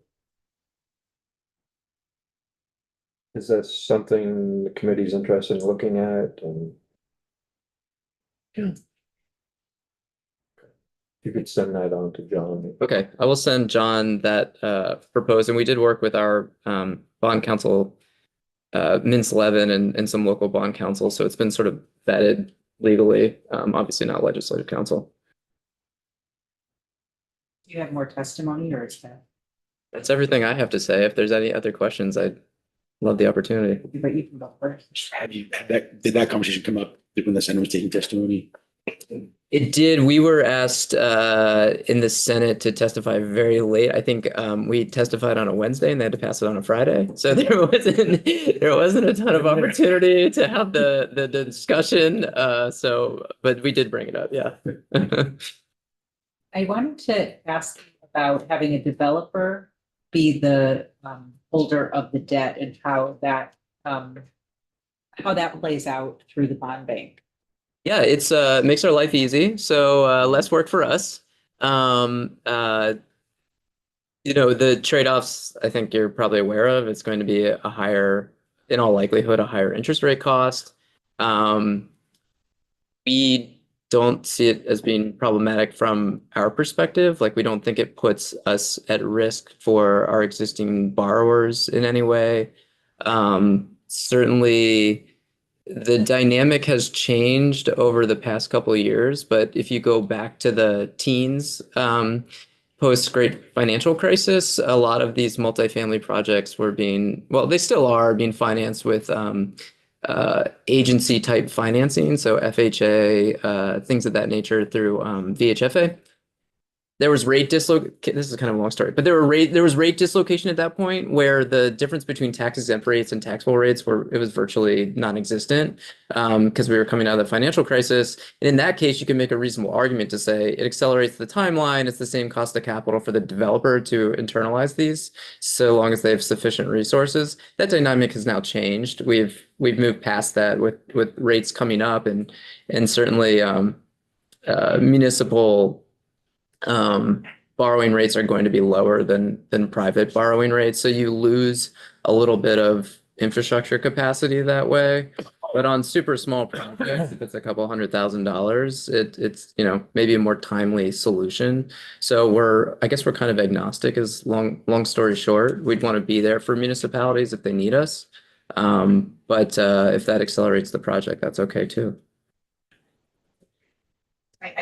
Accelerating the project can save money as well. Right, exactly. So they're- Right. Yep. When you send that to John Gray, can you also send it to Anderson as well? Sure. Tucker Anderson is also Legislative counsel. Sorry.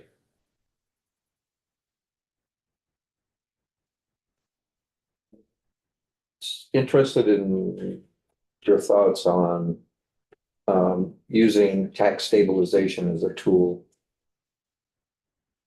Yeah, so my experience prior to coming to the bond bank was working in New York State, where they have industrial development authorities who largely provide economic incentives through tax abatement policy. It's at the state level governed by the Uniform Tax Exemption or tax something policy, UTEPs is what they're called.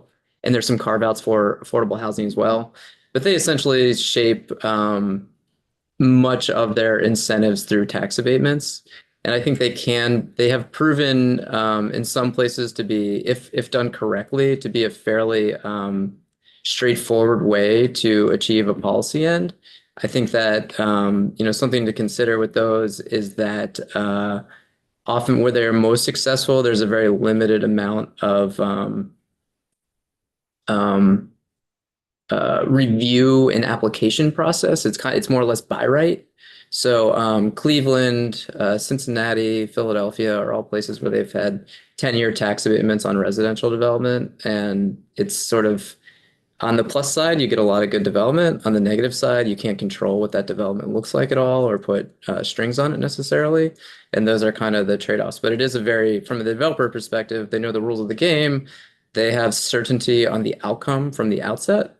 And it is just another way of having them do the internalizing the infrastructure cost themselves, much like we were just talking about. I used to live in Philly. Yeah. Okay, great. It's me too. Oh, Was just there last weekend. But something I have noticed is that because of the abatements, there seems to be a bearing on general maintenance costs. Things like roads, especially like after the construction is done and they patch up the roads, they don't do a great job. And you constantly are having these like ongoing maintenance costs. With a tax abatement, is there an amount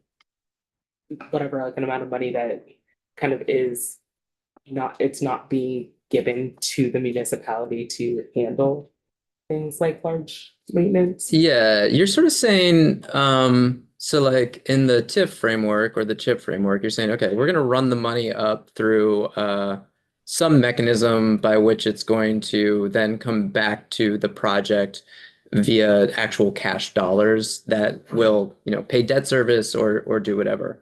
In the abatement scenario, you're just saying, we're not necessarily going to move those dollars around. You just don't have to pay those. Therefore, the development itself has more capacity to take on debt. I think in both situations, you're still faced with what you do with the infrastructure itself, in terms of operation and maintenance of it. And I think, there's probably a way to, well, there definitely is a way to still have that be have the abatement or the incentive be oriented around public infrastructure, which is going to necessitate a conversation with the municipality either way. So, what typically happens is that if the developer continues to hold on to that infrastructure, whatever it might be, parks, sewer, whatever, and it can't be turned over to the city, then that's going to be an HOA fee or something of the like. Or then it goes and is part of becomes part of the municipality, and they have a number of ways. They might just choose to spread that out over ratepayers, that operation maintenance. They might choose to use the special assessment tool. I think you're sort of at the same end with both things. You're accomplishing both things. But if you were saying, okay, just like normal, all else equal, we have our municipal tax rate, and then we're going to offer some tax incentive to do infrastructure. Yeah, that's a disparity. And that's where, not to get too much into public finance, that's where places like Detroit got themselves in trouble because they sort of carved out these various tax sources from different places. But that's not the case here because we're sort of saying without this, we're not going to have any development anyway. Is there a potential risk for long-term maintenance issues? I think that's the same in both cases. So whether it be tax stabilization, tax abatement, whatever you want to call it, or CHIP, you're both faced with the need for more operation and maintenance because you're sort of saying this development can't happen because we don't have the infrastructure to support it. So I think that's a consideration in both cases. But you're also saying if we don't have this, we're not going to have as many ratepayers, right? And that's, of course, I don't mean this in an either or No, it's situation. I mean it in a continuous situation that we have the housing, that's great, but we also still have to keep it Right. up and running. We have to maintain our systems and our roads, et cetera. And what we see at the bond bank, in small water systems, smart utilities, is a problem where the ratepayer base is shrinking. Yes. And the cost year over year becomes more expensive, and it's exacerbated by the fact that there's a ton of deferred maintenance.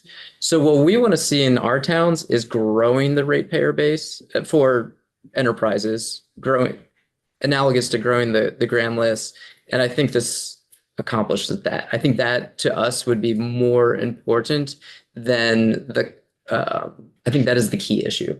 Not the cost of the new infrastructure, which is really at the margin because they've already, in most cases, already have the system.